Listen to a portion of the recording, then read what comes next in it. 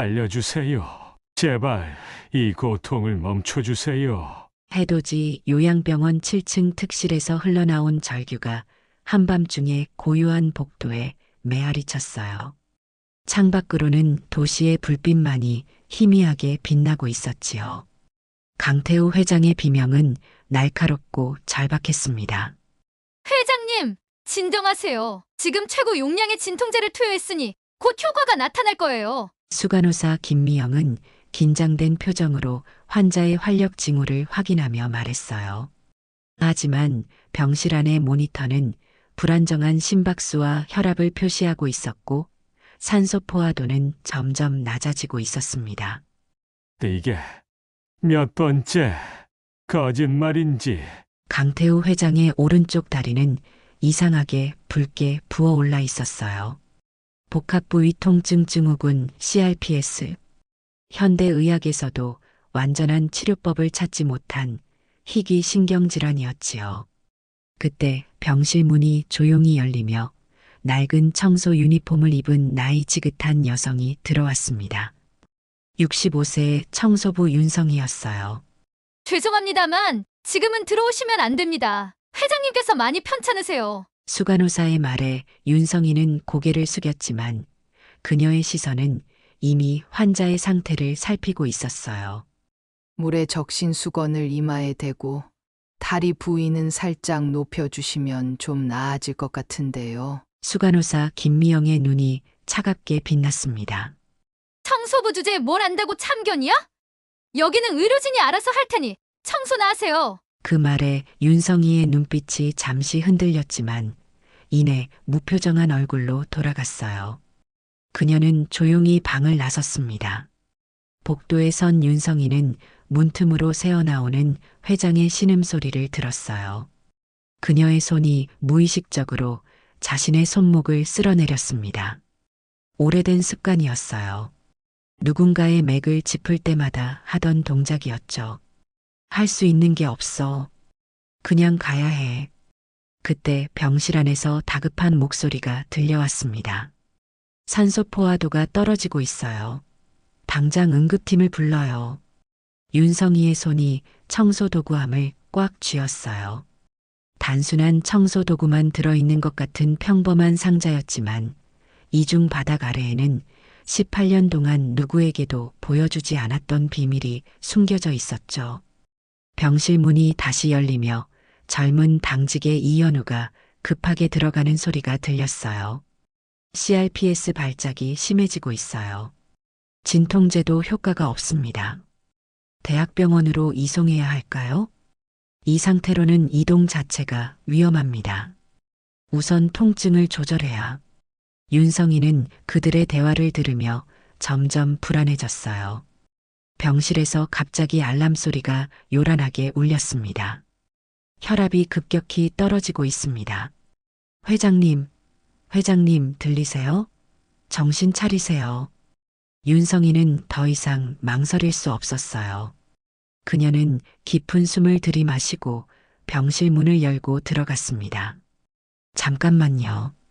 제가 도울 수 있을지도 모릅니다. 그녀의 목소리에는 오랫동안 감춰온 권위가 서려 있었어요. 윤성이는 청소도구함의 이중 바닥을 열고 침통을 꺼냈습니다. 이게 무슨 짓이에요? 당장 그만두세요. 수간호사가 소리쳤지만 젊은 의사가 말렸어요. 잠깐만요. 어차피 우리도 뾰족한 수가 없잖아요.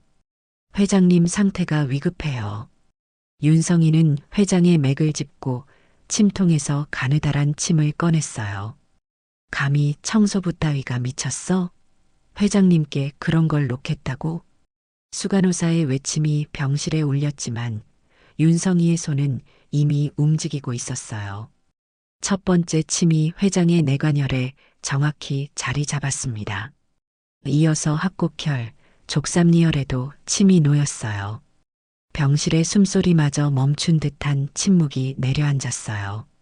불안정하던 심박수가 서서히 안정되기 시작했고 산소 포화도도 올라가고 있었습니다. 혈압이 정상으로 돌아오고 있어요. 젊은 의사가 놀란 목소리로 말했어요. 그때 강태우 회장의 눈이 천천히 떠졌습니다. 숨이 쉬어진다. 회장의 얼굴이 한결 편안해 보였어요. 윤성이는 조용히 한 걸음 물러섰습니다. 당신, 도대체 누구시죠?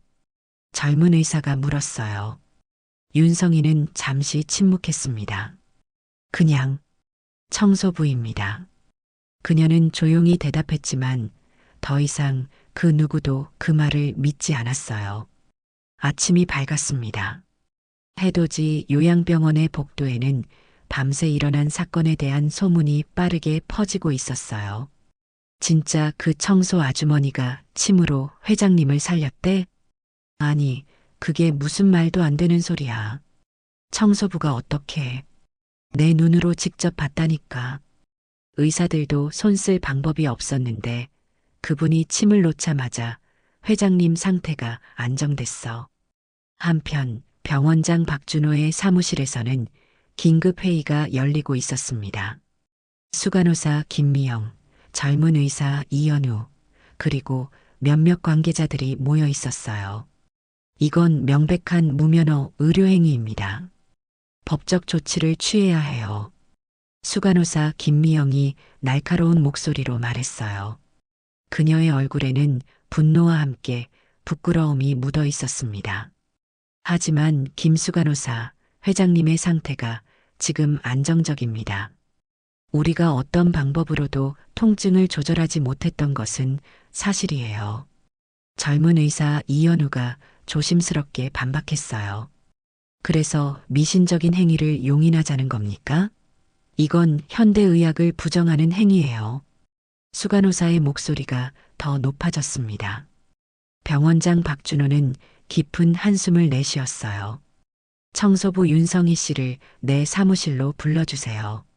복도를 청소하던 윤성희는 모두의 시선을 느낄 수 있었어요.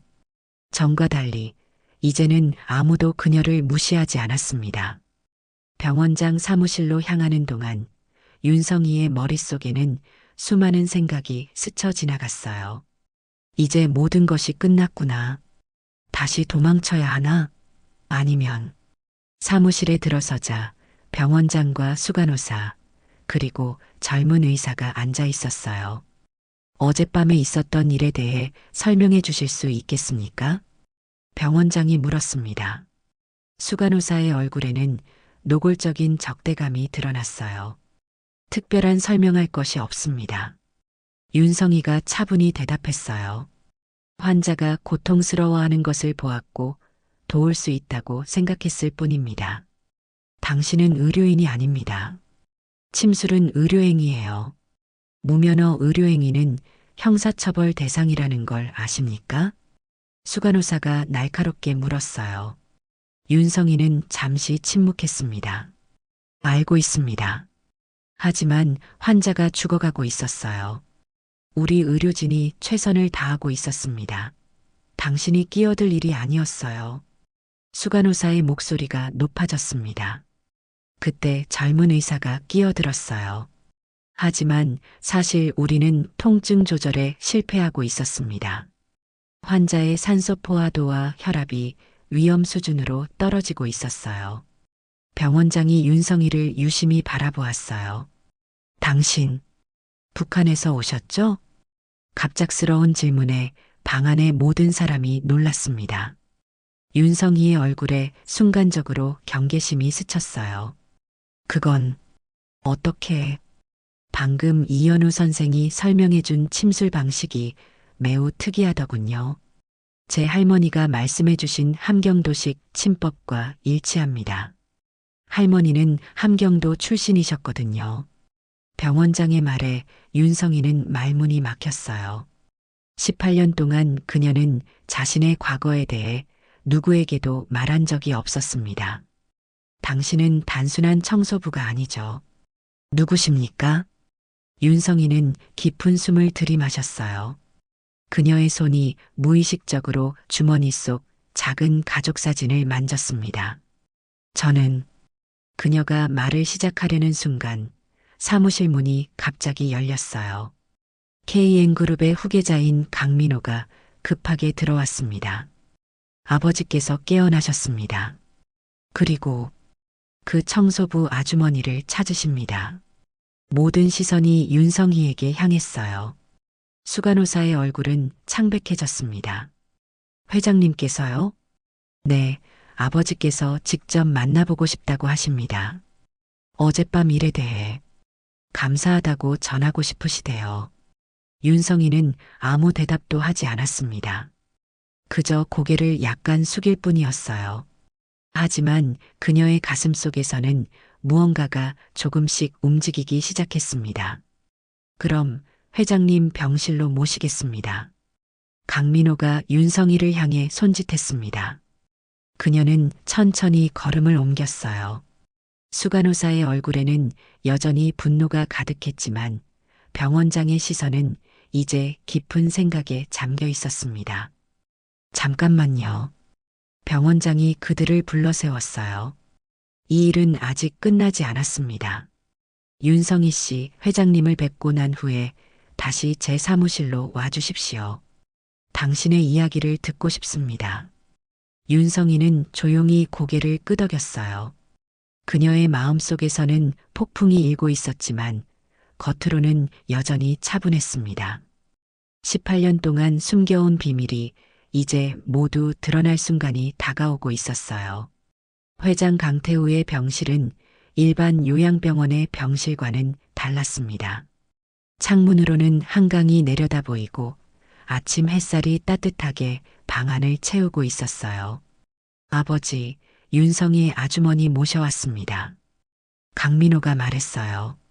병상에 누워있던 강태우 회장이 천천히 상체를 일으켰습니다. 그의 얼굴은 어젯밤과는 달리 한결 생기가 돌았어요. 앉으세요, 아주머니.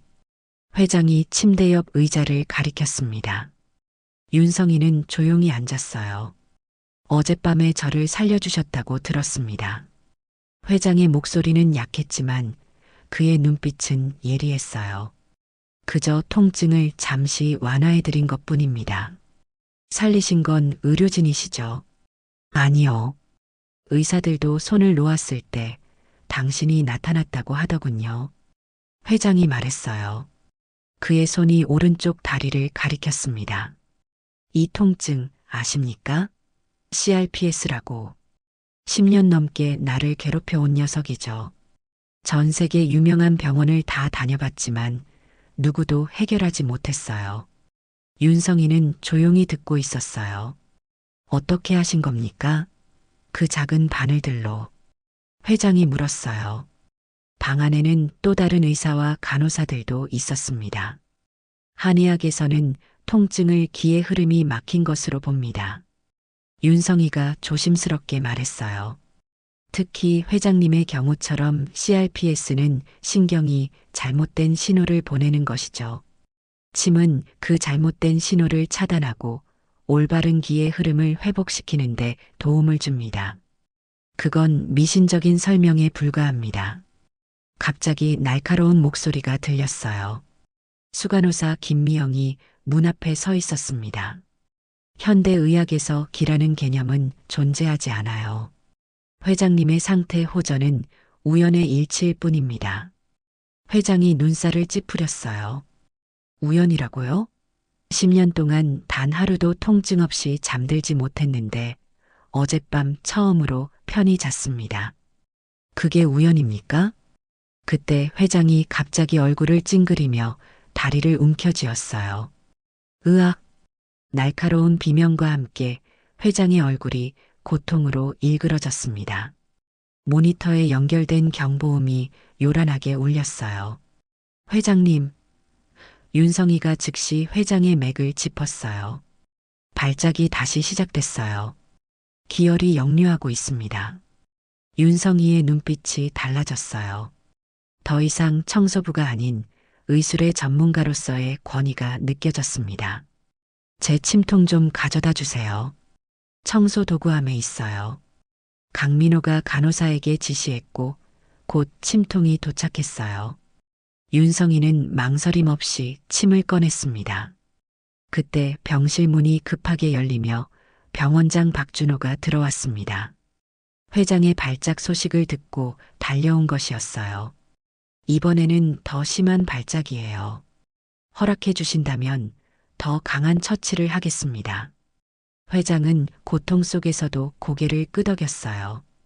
윤성이는 깊은 숨을 들이마셨습니다.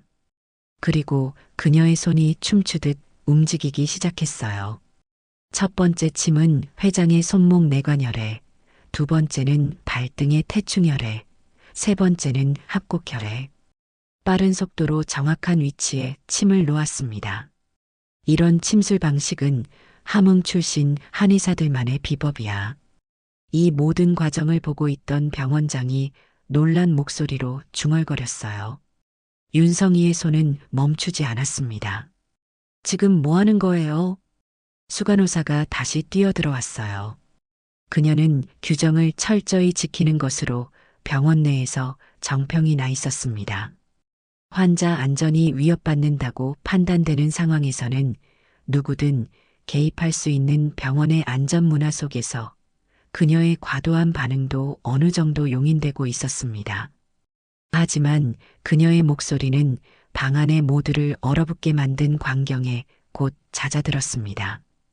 회장의 몸에서 미세한 떨림이 시작되더니 갑자기 그의 호흡이 깊어졌습니다.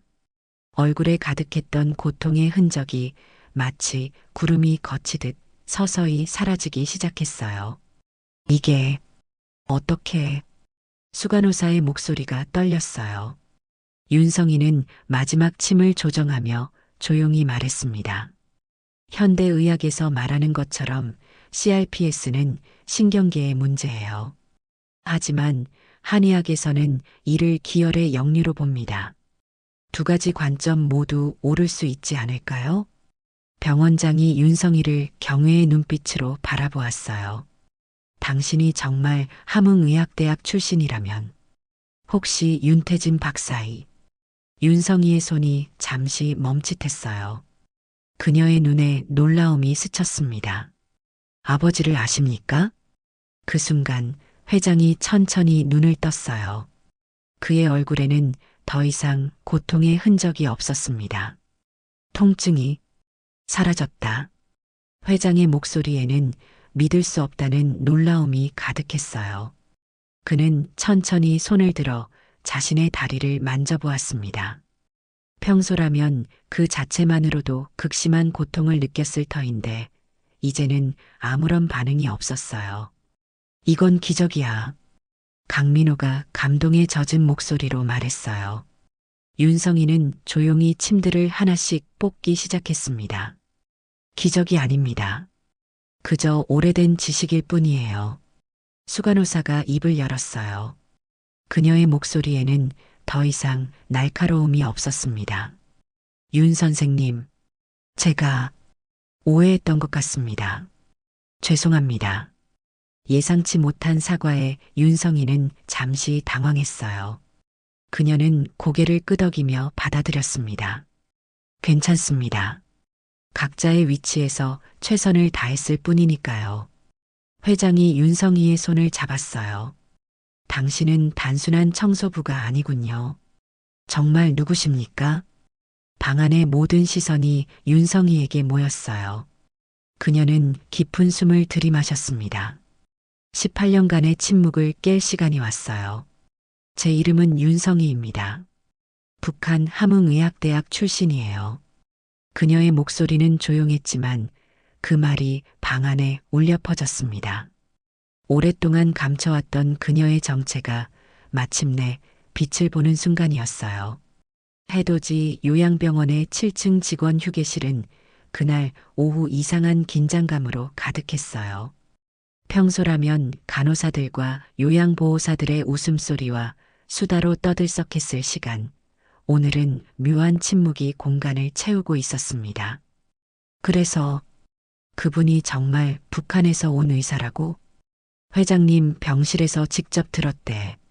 정말 대단한 의사였다면서. 그런데 왜 청소부로 일했을까? 그것도 18년이나? 한편 병원장 사무실에서는 조용한 대화가 이어지고 있었습니다. 윤성애, 병원장 박준호, KN그룹 회장의 아들 강민호, 그리고 예상치 못하게 수간호사 김미영까지 함께 있었어요. 탁자 위에는 오래된 사진들과 문서들이 펼쳐져 있었습니다. 북한에서 찍은 흑백 사진, 함흥의학대학 졸업장, 그리고 낡은 한의학 노트까지 윤성이의 과거를 증명하는 조각들이었죠. 이 사진이 마지막으로 가족과 함께 찍은 건가요? 강민호가 조심스럽게 물었어요. 윤성이는 사진을 바라보았습니다.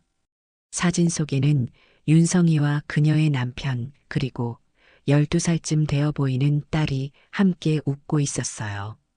네. 탈북하기 직전에 찍었습니다. 1997년 겨울이었어요. 윤성이의 목소리는 담담했지만 그녀의 눈빛에는 말로 표현할 수 없는 슬픔이 깃들어 있었습니다. 당신의 이야기를 들려주시겠어요? 병원장이 부드럽게 물었어요. 윤성이는 천천히 고개를 끄덕였습니다. 제 아버지 윤태진은 함흥에서 가장 존경받는 침술사였습니다. 4대째 이어져 온 가문의 의술이었죠. 그녀의 목소리는 조용했지만 방 안의 모든 사람이 숨죽이고 듣고 있었어요. 저는 어릴 때부터 아버지의 의술을 배웠습니다. 특히 신경질환과 만성 통증 치료에 특화된 함흥침법을. 윤성이의 얘기가 계속되는 동안 수간호사 김미영의 얼굴에는 복잡한 감정이 교차했어요. 1995년 고난의 행군이 시작됐을 때 의약품이 부족해지면서 저희 같은 전통 의사들의 수요가 늘었어요. 하지만 동시에 정치적 감시도 심해졌죠. 윤성이는 잠시 말을 멈추고 깊은 한숨을 내쉬었어요. 제 남편 박원철은 평양의과대학 출신 외과 의사였습니다. 그는 체제에 비판적인 발언을 했다는 이유로 정치범으로 몰렸어요. 방 안에 무거운 침묵이 내려앉았습니다. 그때부터 저희 가족은 감시 대상이 됐습니다. 언제 체포될지 모르는 상황이었죠. 윤성이의 손이 무의식적으로 사진 속 딸의 얼굴을 쓰다듬었어요. 결국 우리는 탈출을 결심했습니다. 1997년 12월 북한을 떠나기로 했어요. 그녀의 목소리가 조금 떨렸습니다. 함경북도를 통해 압록강을 건너기로 했어요. 하지만 국경에 거의 도착했을 때 우리는 발각됐습니다. 윤성이의 눈에 눈물이 고였어요. 하지만 그녀는 눈물을 참았습니다. 18년 동안 그랬던 것처럼 남편은 저와 딸을 보호하기 위해 자신을 희생했어요. 너희만이라도 건너라고 말하며 그는 국경 수비대의 주의를 돌리기 위해 다른 방향으로 뛰어갔습니다. 방 안의 모든 사람들이 숨을 죽였어요. 저와 딸은 필사적으로 압록강을 건넜어요. 그날은 특히 추웠습니다. 물은 얼어붙지 않았지만 거의 영하의 온도였죠. 윤성이는 잠시 말을 멈췄어요. 그날의 기억이 생생하게 떠오르는 듯 했습니다. 강물이 너무 차가웠어요. 딸아이가 중간에 힘들어했습니다. 제가 그 아이를 밀었어요. 조금만 더 가면 된다고 말하면서 윤성이의 손이 떨렸어요. 하지만 물살이 생각보다 강했습니다. 딸의 손이 제 손에서 미끄러졌어요. 순간 그 아이는 물살에 휩쓸려 갔죠. 그녀의 목소리가 갈라졌습니다. 저는 필사적으로 딸을 찾았어요. 하지만 찾을 수 없었습니다. 방 안에 침묵이 내려앉았어요. 윤성이의 눈에서 눈물이 흘러내렸습니다. 18년 만에 처음으로 그녀는 자신의 슬픔을 보여주고 있었어요. 중국에 도착한 후에도 몇 달 동안 강 주변을 헤맸습니다. 딸을 찾기 위해. 하지만 결국 찾지 못했어요. 그녀는 천천히 눈물을 닦았습니다. 2002년에 한국에 입국했어요. 하지만 제 마음은 이미 죽어 있었습니다. 더 이상 의사로서의 삶을 살고 싶지 않았어요. 딸과 남편을 지키지 못한 이 손으로 어떻게 다른 사람들을 치료할 수 있겠습니까?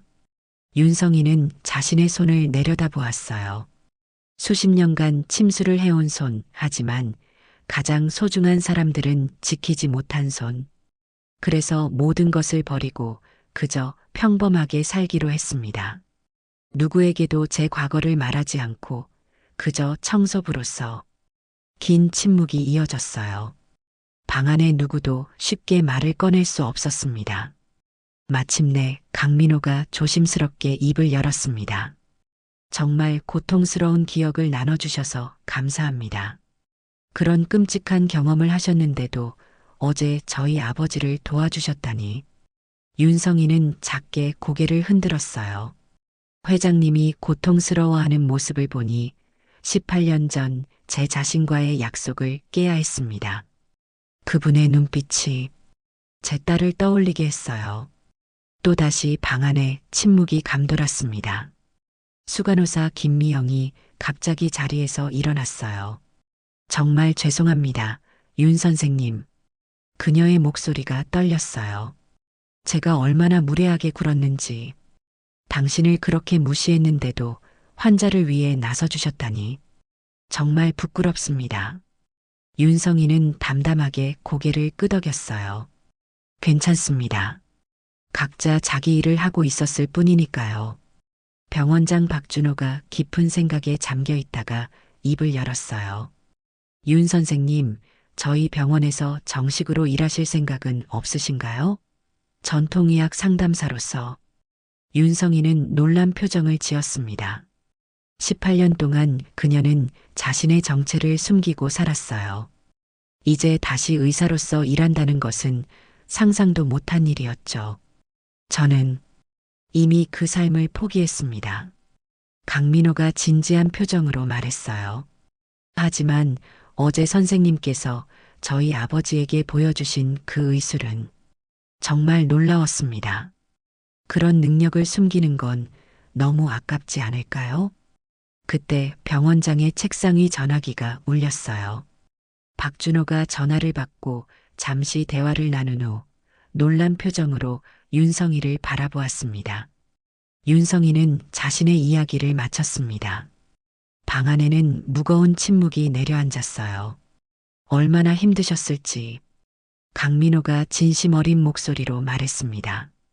제 아내도 탈북민 출신이라 그 고통을 저도 이해할 수 있어요. 제 아내는 지금은 탈북민 지원 단체에서 일하고 있어요.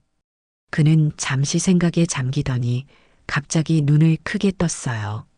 잠시만요. 윤성이, 박미래, 이 이름들이 너무 익숙해요. 그가 급하게 전화를 꺼내 번호를 눌렀습니다. 잠시 기다린 후 그의 목소리가 떨렸어요.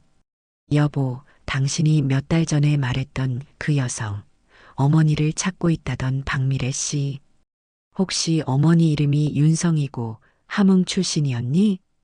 방 안에 모두가 숨죽이고 통화를 지켜보았어요. 강민호의 눈이 점점 커졌습니다. 정말? 그럼 지금 바로 연락할 수 있어. 내일? 아니, 가능하면 오늘. 알겠어. 최대한 빨리 연락해줘. 그가 전화를 끊고 윤성이를 바라보았어요. 믿기 어려운 우연입니다. 윤 선생님. 제 아내가 지난 3개월 동안 어머니를 찾고 있는 한 탈북민 여성을 돕고 있었어요. 그녀의 이름이 박미래입니다. 윤성이의 얼굴에서 모든 혈색이 사라졌어요. 그녀의 손이 떨리기 시작했습니다. 미래? 내 딸? 그녀의 목소리는 거의 들리지 않을 정도로 작았어요. 강민호가 말을 이었습니다. 아내가 미래 씨에게 바로 연락해 보기로 했어요. 운이 좋으면 오늘 중으로 만날 수도 있을 것 같습니다. 그때 병원장의 책상 위 전화기가 울렸어요. 박준호가 전화를 받고 잠시 대화를 나눈 후 놀란 표정으로 윤성이를 바라보았습니다. 윤 선생님, 정말 믿기 어렵지만 지금 1층 접수처에 한 젊은 여성분이 오셨는데 당신을 찾고 계시다고 합니다. 병원장도 놀란 표정이었습니다. 그분 이름이 박미래라고 하십니다. 정말 기적 같은 우연이네요. 강민호가 설명했습니다. 아내가 미래 씨에게 병원 이름을 알려줬나 봅니다. 어쩌면 그녀도 수년간 어머니를 찾아 헤맸을 테니 조금이라도 가능성이 있다면 바로 행동했을 거예요. 윤성이는 말을 잇지 못했어요. 그저 떨리는 손으로 테이블 위에 가족 사진을 꽉 쥘 뿐이었습니다. 그분을 모셔올까요? 병원장이 물었어요. 그럼 그렇게 해주세요. 그녀의 목소리가 떨렸어요. 병원장이 전화로 지시를 내렸습니다. 방 안에는 긴장된 침묵이 내려앉았어요. 얼마 후 조심스럽게 문을 두드리는 소리가 들렸어요. 윤성이의 심장이 거의 멈출 것 같았습니다. 모든 시간이 느려진 것 같았어요. 문이 천천히 열렸습니다. 문이 완전히 열리고 젊은 여성이 조심스럽게 방 안으로 들어섰습니다. 30살 정도로 보이는 단정한 외모의 여성이었어요. 윤성이는 자리에서 천천히 일어났습니다. 그녀의 다리가 후들거렸어요. 여성은 잠시 방 안의 사람들을 둘러보다가 윤성이에게 시선을 고정했습니다. 두 사람의 눈이 마주쳤어요. 18년이란 세월이 흘렀지만 모녀의 눈빛은 서로를 알아보는 듯 했습니다. 어머니? 젊은 여성의 목소리가 떨렸어요. 윤성이는 말을 잇지 못했습니다. 그녀의 눈에서는 눈물이 흘러내렸어요. 미래야, 정말 너니? 윤성이의 목소리는 거의 들리지 않을 정도로 작았어요. 방 안의 공기가 얼어붙은 것 같았습니다. 어머니, 박미래가 달려와 윤성이를 끌어안았어요. 두 사람은 서로를 꽉 껴안고 소리내어 울기 시작했습니다. 18년 동안 기다려온 재회의 순간이었어요. 살아계셨군요. 정말 살아계셨어요. 병원장과 강민호, 수간호사는 조용히 자리에서 일어나 방을 나섰어요. 이것은 오직 모녀에게만 허락된 시간이었으니까요. 어떻게 찾았니? 윤성이가 겨우 말을 이었습니다. 박미래는 어머니의 얼굴을 양손으로 감싸며 미소를 지었어요. 강민호 사장님의 아내가 저를 도와줬어요. 그녀도 탈북민이었는데 중국에서 저를 도와준 가족을 알고 있었죠. 윤성이는 믿을 수 없다는 듯 딸의 얼굴을 쓰다듬었어요. 꿈을 꾸는 것만 같았습니다. 그날 압록강에서 내 손이 미끄러졌을 때 내가 윤성이의 목소리가 흐려졌어요. 너무나 오랫동안 가슴에 품어온 고통과 죄책감이 한꺼번에 쏟아져 나오는 듯 했습니다. 물살이 너무 강했어요. 저도 거의 죽을 뻔했지만 중국 쪽 강가에 살던 어부 아저씨가 저를 구해주셨어요. 박미래가 어머니의 손을 잡았습니다. 그 가족이 저를 딸처럼 키워주셨어요. 그리고 몇 년 후 저도 한국으로 오게 되었죠. 하지만 어머니를 찾을 방법이 없었어요. 두 사람은 다시 한번 서로를 껴안았어요. 18년 동안의 이별, 그리고 기적 같은 재회. 모녀의 눈물은 쉽게 마를 줄 몰랐습니다. 혹시 아버지는? 박미래가 조심스럽게 물었어요. 윤성이의 눈에 깊은 슬픔이 어렸습니다. 그날 이후로 소식을 듣지 못했단다. 윤성이는 천천히 자리에 앉았어요. 박미래도 그녀 옆에 앉았습니다. 모녀는 손을 꼭 잡은 채 지난 18년의 이야기를 나누기 시작했어요. 어머니, 어떻게 이곳에서 청소부로? 박미래가 슬픈 눈빛으로 물었습니다. 윤성이는 쓸쓸한 미소를 지었어요. 너와 아버지를 잃은 후 더 이상 의사로서의 삶을 이어갈 용기가 없었단다. 가장 소중한 사람들도 지키지 못한 내가 어떻게 다른 이들을 치료할 수 있겠니? 윤성이의 목소리에는 오랜 자책이 묻어 있었어요. 그녀는 창밖을 바라보며 계속 이야기를 이어갔습니다. 1997년 그날, 너와 함께 압록강을 건너기 직전이었지. 윤성이의 목소리가 과거로 돌아갔어요. 그녀의 눈앞에 그날의 기억이 생생하게 떠올랐습니다. 눈발이 흩날리는 1997년 12월의 밤. 함경북도 국경마을의 어둠 속에서 세 사람이 조심스럽게 움직이고 있었어요. 윤성희, 그녀의 남편 박원철, 그리고 12살의 딸 박미래였습니다. 조금만 더 가면 강이 나와. 모두 조용히. 박원철이 작은 목소리로 말했어요. 그의 손에는 딸의 작은 손이 쥐어져 있었습니다. 윤성이는 뒤에서 작은 보따리를 들고 따라가고 있었어요. 보따리 안에는 아버지에게서 물려받은 침통과 의학서적, 그리고 약간의 옷까지만 들어 있었습니다. 바로 그때 갑자기 멀리서 개 짖는 소리와 함께 손전등 불빛이 보였어요. 국경 수비대다. 박원철이 결심한 듯 말했어요. 그는 윤성희와 미래를 바라보았습니다. 너희는 먼저 건너. 내가 저쪽으로 가서 그들의 주의를 돌릴게. 안 돼. 같이 가야 해. 윤성희가 남편의 팔을 붙잡았어요. 박원철은 미소를 지으며 아내의 손을 잡았습니다. 걱정 마. 내가 곧 따라갈게. 약속해. 그는 마지막으로 딸의 머리를 쓰다듬었어요. 아빠, 딸, 용감하게 엄마랑 먼저 가 있어. 아빠는 금방 갈게. 미래의 눈에 눈물이 고였습니다.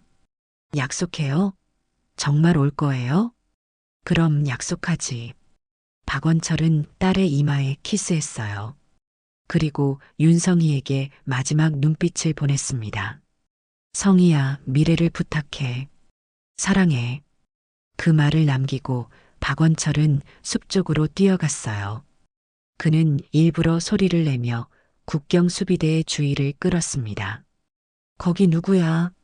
손전등 불빛이 박원철을 쫓아갔어요. 윤성이는 눈물을 삼키며 미래의 손을 잡았습니다. 가자, 미래야. 아빠의 용기를 헛되게 하면 안 돼. 그들은 서둘러 강으로 들어갔어요. 물은 생각보다 차가웠습니다. 영하의 온도였지만 빠른 물살 때문에 완전히 얼지는 않았어요. 윤성이는 미래를 작은 튜브에 태우고 한 손으로는 딸의 손을, 다른 손으로는 튜브를 잡은 채 강을 건너기 시작했습니다. 그러나 강물은 생각보다 깊고 빨랐어요. 중간쯤 왔을 때 갑자기 튜브가 바위에 걸려 공기가 빠지기 시작했습니다. 엄마, 미래가 비명을 질렀어요. 물이 점점 튜브 위로 차올랐습니다. 괜찮아, 미래야.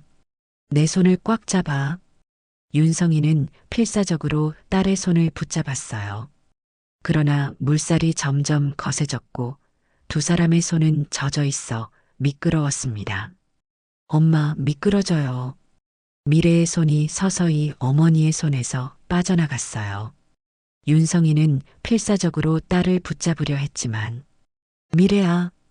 윤성이의 절규와 함께 미래는 물살에 휩쓸려 어둠 속으로 사라졌습니다. 그날 이후로 나는 죽은 것이나 다름없었단다. 윤성이의 눈에서 눈물이 흘러내렸어요. 박미래도 함께 울고 있었습니다. 어머니, 제가 얼마나 어머니를 찾으려 했는지 모르실 거예요. 한국에 와서도 계속 찾았어요. 박미래는 어머니의 손을 꼭 잡았어요. 저를 구해준 중국 가족은 정말 좋은 분들이었어요. 그분들 덕분에 공부도 할 수 있었고 2005년에 한국으로 올 수 있었죠. 윤성이는 딸의 얼굴을 쓰다듬었어요. 그녀의 손이 여전히 떨리고 있었습니다. 너는 어떻게 지냈니? 건강하게 잘 지냈니? 박미래는 미소를 지었어요. 네, 어머니. 저도 의사가 되었어요. 어머니와 아버지처럼.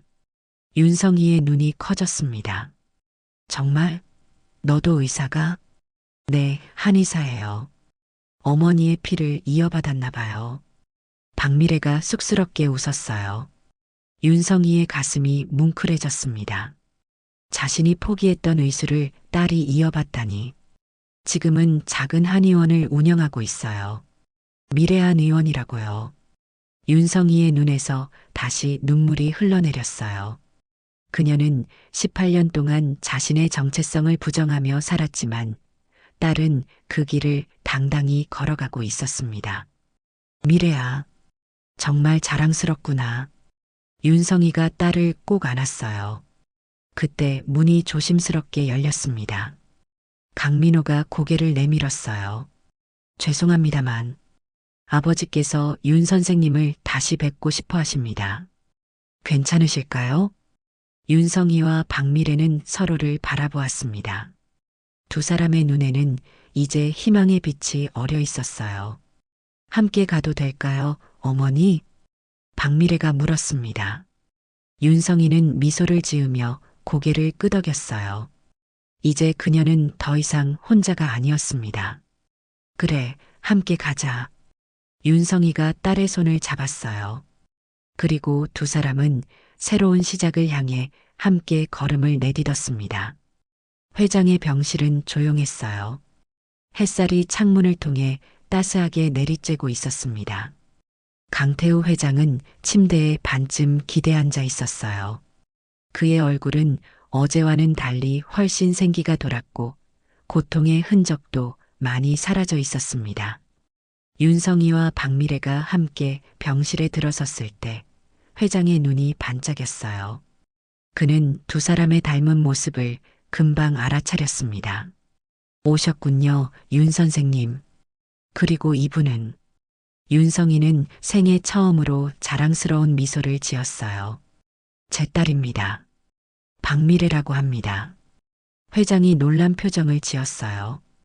병실 안에 있던 강민호가 부드럽게 설명했습니다. 아버지, 방금 놀라운 일이 있었어요. 윤 선생님이 18년 동안 찾아 헤매던 딸을 오늘 만난 거예요. 회장의 눈이 커졌습니다. 그는 윤성이와 박미래를 번갈아 바라보았어요. 기적이군요. 정말 기적입니다. 윤성이는 고개를 끄덕였어요. 그녀의 눈에는 아직도 믿을 수 없다는 듯한 놀라움과 행복이 어려 있었습니다. 어제 회장님께 침수를 시행한 게 제 인생의 첫 번째 기적이었다면 오늘 딸을 만난 것은 두 번째 기적이네요. 강민호가 한 걸음 앞으로 나섰어요. 윤 선생님, 제가 드리고 싶은 제안이 있습니다. 윤성이가 의아한 표정으로 그를 바라보았어요. 저희 아버지의 병은 오랫동안 현대의학으로 해결되지 않았습니다. 하지만 선생님께서 단 하루 만에 놀라운 효과를 보여주셨죠. 회장이 고개를 끄덕였어요. 10년 만에 처음으로 진통제 없이 잠을 잘 수 있었소. 그것만으로도 나에겐 기적입니다. 강민호가 계속 말을 이었어요. 저희 KN그룹은 의료 사업에도 투자하고 있습니다. 특히 만성 통증 환자를 위한 치료센터를 구상 중이었는데 윤성이는 그의 말뜻을 이해하기 시작했어요. 그녀의 눈이 커졌습니다. 저희와 함께 일해주시면 어떨까요? 전통의학과 현대의학의 통합치료센터를 만들고 싶습니다. 윤성이는 말문이 막혔어요. 18년 동안 그녀는 자신의 의술을 철저히 숨겨왔습니다. 이제 갑자기 그것을 세상에 드러내라니. 저는 너무 오랫동안 의사로서의 삶을 잊고 살았습니다. 그녀가 망설이며 말했어요. 그때 딸 박미래가 어머니의 손을 꼭 잡았습니다. 어머니, 그동안 많이 힘드셨죠? 혼자서 비밀을 간직한 채 살아오신 것이. 윤성이는 딸을 바라보았어요. 박미래의 눈에는 이해와 존경, 그리고 사랑이 가득했습니다. 박미래의 눈에 눈물이 고였어요. 윤성이도 감정이 북받쳤습니다. 사실 내가 의술을 완전히 포기한 건 아니었단다. 윤성이가 조용히 고백했어요. 병원 뒤편 작은 정원에 몰래 약초를 기르고 있었어. 때로는 아픈 노숙자들에게 침을 놓아주기도 했고, 그때 갑자기 문이 열리고 수간호사 김미영이 들어왔어요. 윤 선생님. 수간호사의 목소리가 떨렸어요. 그녀의 눈에는 진심 어린 후회와 존경심이 담겨 있었습니다. 정말 죄송합니다. 제가 얼마나 무례하게 굴었는지. 윤성이는 미소를 지었어요. 그녀의 표정에는 더 이상 쓸쓸함이 없었습니다. 괜찮습니다. 김 간호사님. 우리 모두 환자를 위해 최선을 다했을 뿐이에요. 병원장 박준호가 방으로 들어왔어요. 그의 손에는 서류가 들려 있었습니다. 윤 선생님, 저희 병원에서도 제안을 드리고 싶습니다. 그가 서류를 내밀었어요. 해돋이 요양병원의 전통의학 상담사로 정식 채용하고 싶습니다. 청소부로서가 아니라 의사로서요. 윤성이는 놀란 표정으로 서류를 바라보았어요. 18년 만에 그녀에게 돌아온 인정이었습니다. 이렇게 갑자기 어머니 받아들이세요. 박미래가 격려했어요. 이건 시작에 불과해요. 저와 함께 미래한 의원도 키워나갈 수 있잖아요. 윤성이의 눈에 눈물이 고였습니다. 하지만 이번엔 슬픔의 눈물이 아니었어요. 18년 만에 처음으로 흘리는 행복의 눈물이었죠. 고맙습니다. 정말 고맙습니다. 그녀의 목소리가 떨렸어요. 윤성이가 자신의 아픈 과거 이야기를 마치자 강민호는 깊은 생각에 잠겼습니다. 그리고 결심한 듯 자리에서 일어났어요. 윤 선생님, 저희 KN그룹은 북한 이탈 주민 지원 재단을 10년째 운영하고 있습니다. 혹시 허락해 주신다면 남편분에 대한 정보를 찾아볼 수 있을지 모르겠습니다. 윤성이는 흔들리는 눈빛으로 그를 바라보았지만 희망보다는 체념이 더 깊게 자리 잡고 있었어요. 고맙지만 세월이 너무 흘렀어요. 이제는 기대도 없습니다. 강민호는 단호하게 고개를 저었습니다. 시도는 해봐야 합니다. 박원철 선생님의 출신 지역과 직업, 체포 시기, 이 정도 정보만으로도 확인할 수 있는 것들이 있을 겁니다. 그는 병실 밖으로 나가 전화를 걸었습니다. 약 15분 후 강민호가 상기된 표정으로 다시 돌아왔어요. 윤 선생님, 정말 믿기 어려운 소식이 있습니다. 모두의 시선이 강민호에게 향했습니다. 윤성이는 긴장된 표정으로 그를 바라보았어요. 저희 재단 직원이 북한 이탈 주민 정착 지원 시설인 하나원 입소자 명단을 확인해 봤습니다. 하나원은 탈북민들이 한국 사회에 적응하기 위해 처음 거치는 곳이죠. 3주 전에 입국한 탈북민 중에 박원철이라는 이름의 분이 계십니다. 윤성이의 얼굴이 창백해졌어요. 그녀의 손이 떨리기 시작했습니다.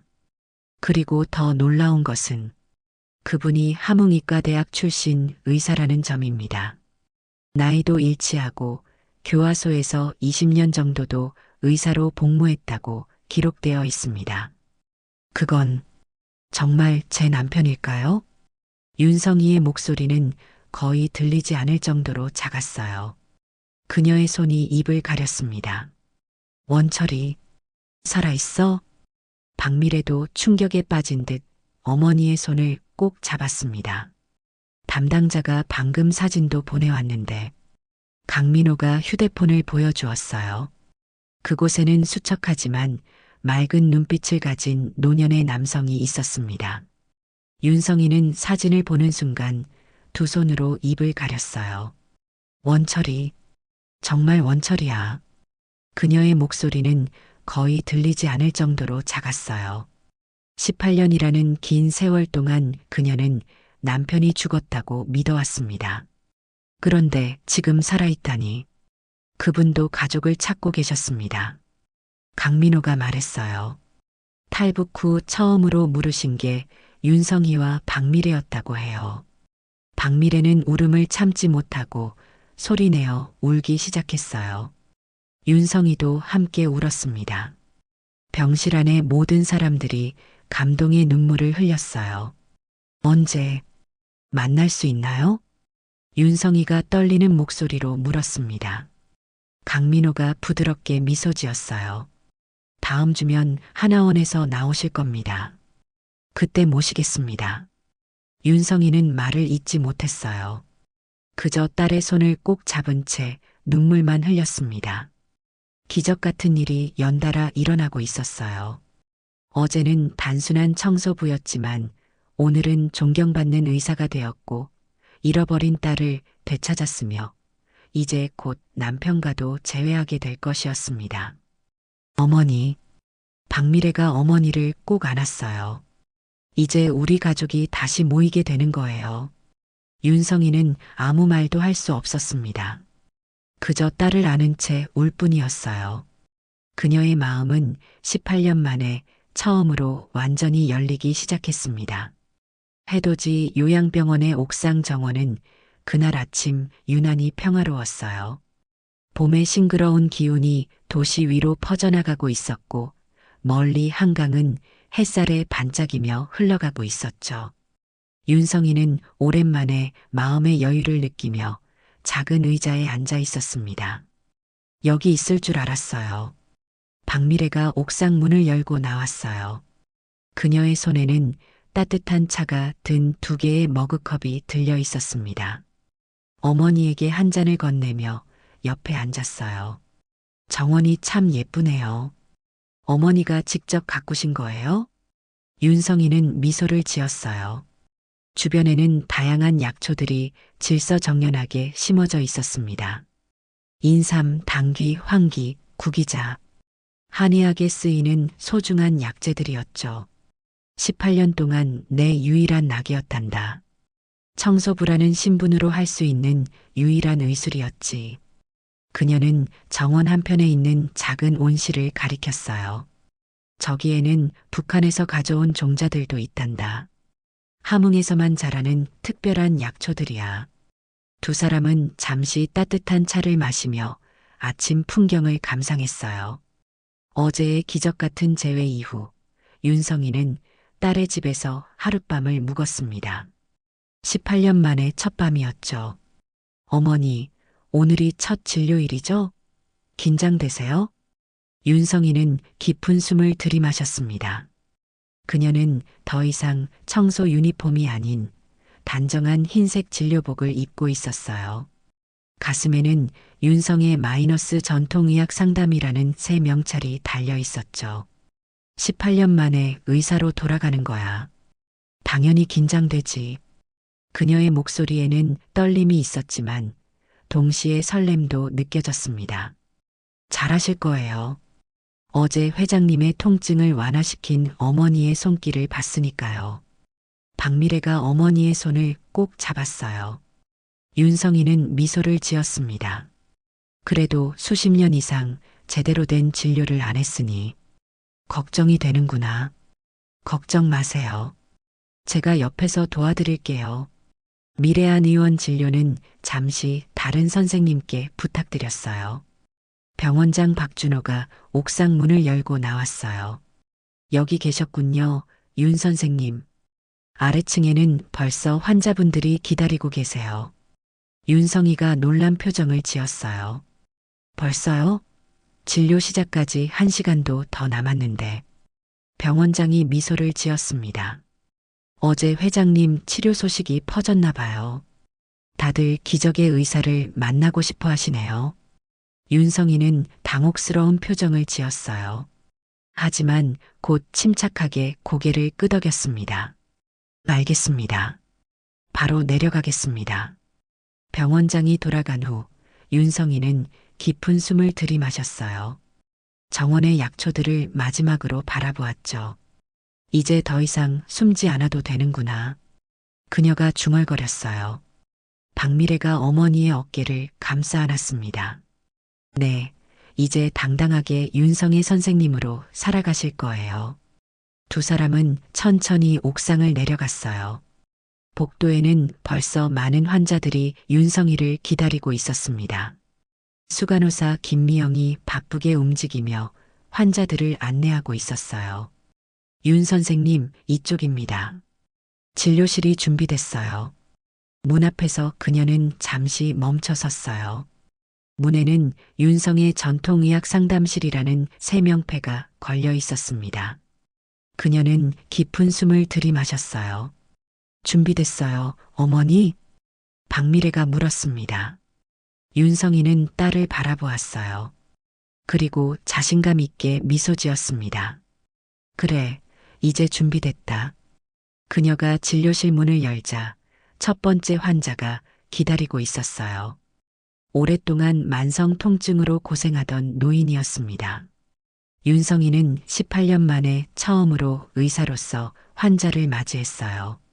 어서 오세요. 어디가 불편하신가요?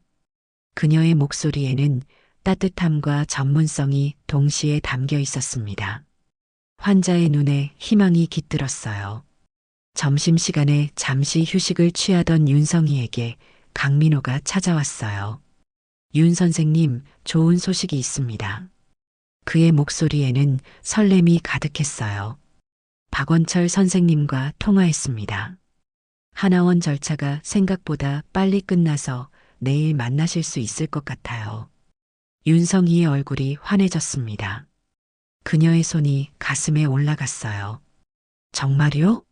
내일 원철이를 만날 수 있다고요? 강민호가 고개를 끄덕였어요. 네, 이미 차량도 준비해뒀습니다. 내일 오전 10시에 모시러 오겠습니다. 윤성이는 말을 잇지 못했어요. 그저 감사의 눈빛을 보낼 뿐이었습니다. 강민호가 떠난 후 박미래가 어머니를 꼭 안아주었어요. 내일이면 우리 가족이 모두 만나는 거예요. 믿어지세요? 윤성이는 고개를 저었어요. 아직도 꿈만 같구나. 이틀 전만 해도 나는 그저 청소부였는데 오후의 진료도 성공적으로 마쳤습니다. 윤성이의 소문을 듣고 찾아온 환자들은 모두 그녀의 따뜻한 손길과 정확한 진단에 감탄했어요. 특히 만성 통증 환자들은 오랜만에 희망을 보았다며 기뻐했죠. 그날 밤 박미래의 아파트로 돌아가는 차 안에서 윤성이는 창밖을 바라보았어요. 서울의 밤 풍경이 흘러가고 있었습니다. 18년 동안 그녀는 이 도시에서 숨어 지냈지만 이제는 당당하게 자신의 이름으로 살아갈 수 있게 되었어요. 손목의 시계가 밤 10시를 가리키고 있었습니다. 내일 24시간 후면 그녀는 18년 만에 남편을 다시 만나게 될 것이에요. 그 생각만으로도 가슴이 벅차올랐습니다. 미래야, 내 어머니, 고맙다. 내가 있어 정말 다행이야. 딸이 부드럽게 미소를 지었어요. 저도 어머니를 찾게 되어 정말 다행이에요.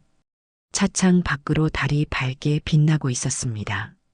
같은 달이 북에서 탈출하던 그날 밤에도 떠 있었을 거예요. 그리고 남편이 있는 하나원에도 지금 비치고 있겠죠. 윤성이는 조용히 생각했어요. 내일 우리 가족은 다시 하나가 된다. 그녀의 얼굴에 평화로운 미소가 번졌습니다. 청소부의 옷을 벗고 다시 의사가 되어 가족을 되찾은 윤성이. 그녀의 가슴 속에는 이제 더 이상 두려움이 아닌 희망이 가득했습니다. 감히 청소부 따위가 라는 말은 이제 더 이상 그녀를 정의하지 못했어요.